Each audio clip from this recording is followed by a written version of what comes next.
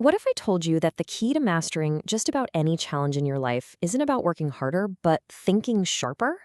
We often hear the word strategy and think of generals on a battlefield or CEOs in a boardroom. But really, it's a superpower, one you can use every single day to navigate your own life with way more intention and, honestly, a lot more control. So let me just ask you this straight up. When life throws you a curveball, and we all know it will, what's your default setting? Do you get swept up in the heat of the moment and just react? Or do you take a breath, step back, and make a calculated move?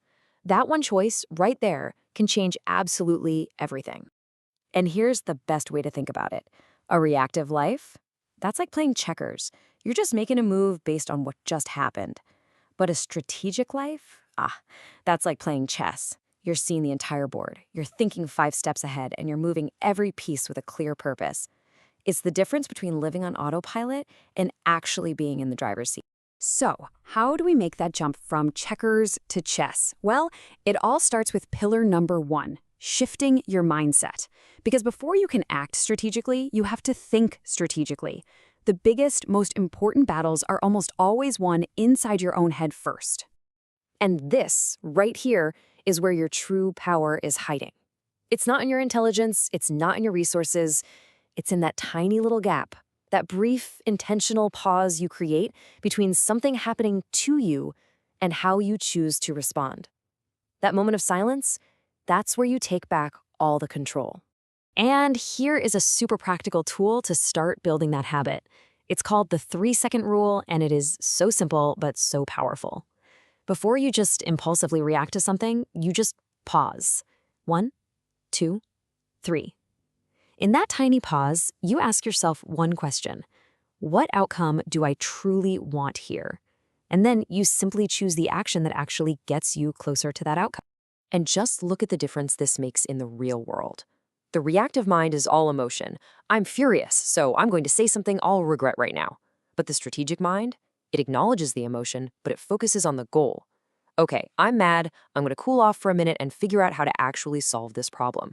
This isn't about ignoring your feelings. It's about making your feelings work for you, not against you.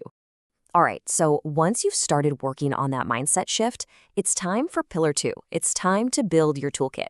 We're going to go over 3 essential mental models that will help you turn those strategic thoughts into some seriously powerful real-world actions. The very first tool in your new toolkit is clarity. And folks, this one is non-negotiable. Vague goals like, oh, I want to be successful, aren't really goals. They're just wishes, and they lead to a ton of wasted energy. Strategic thinking demands a precise endgame, because when you know exactly where you're going, you can finally start saying no to all the detours that just look like opportunities. So how do you get that kind of crystal clarity? You reverse engineer it. Seriously, start at the finish line. Imagine your book is published and in your hands. Okay, great. What happened right before that? Well, you signed a publishing deal. And right before that, you finished the manuscript. You keep working backward, step by step, until you have a perfectly clear path from that final goal all the way back to what you need to do, literally today. Now for our second tool, which is all about perspective.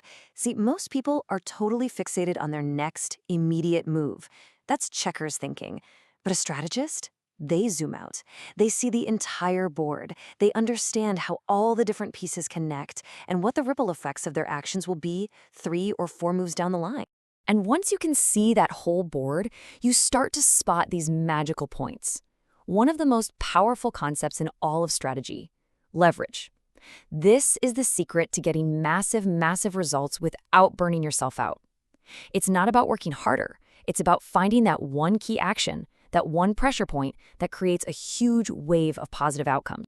And here's where leverage gets incredibly real. A tiny little input can create a gigantic output. I mean, think about it. Spending a few hours automating one repetitive task at work, that could literally give you back 5 or more hours every single week. Or honing that one skill that you're uniquely good at, that can make you the go-to expert in your field.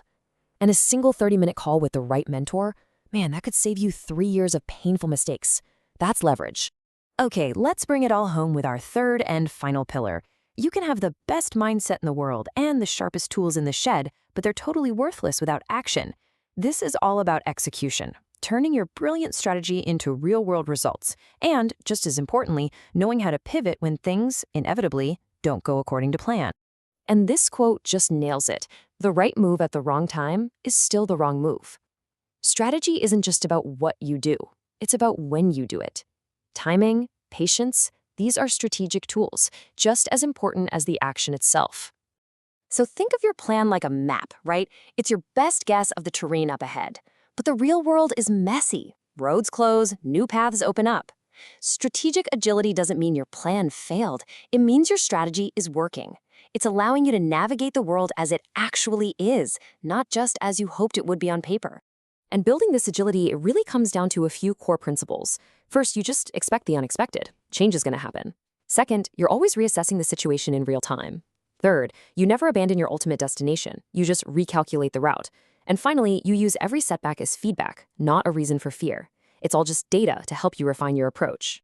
So how do you do this in the moment, when the pressure's on and you have to make a tough call right now?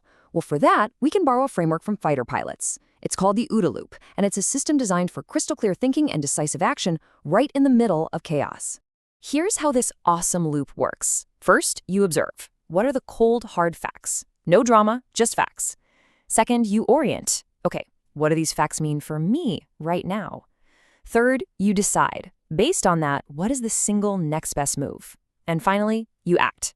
Do it. And then the loop starts all over again. It's this rapid, continuous cycle of learning and adapting on the fly. So, let's wrap all this up. We've talked about your mindset, your toolkit, and how to execute. But at the end of the day, this isn't really about learning a new skill. It's about adopting a whole new identity. It's about becoming the master tactician of your own life. And when you truly adopt this identity, your entire relationship with problems just shifts. Challenges are no longer these scary roadblocks that you dread. They become your gym. They become your training ground. They're the very place you get to go to practice and sharpen your strategic edge. This is the new you. You are no longer the person who panics. You are the person who pauses. You're the person who evaluates. You are the person who always, always plays the long game. So I'll leave you with this. The board is set. The pieces are right there in front of you, and they're yours to move. You have the mindset, you have the tools. The only question left is, what's your next strategic move?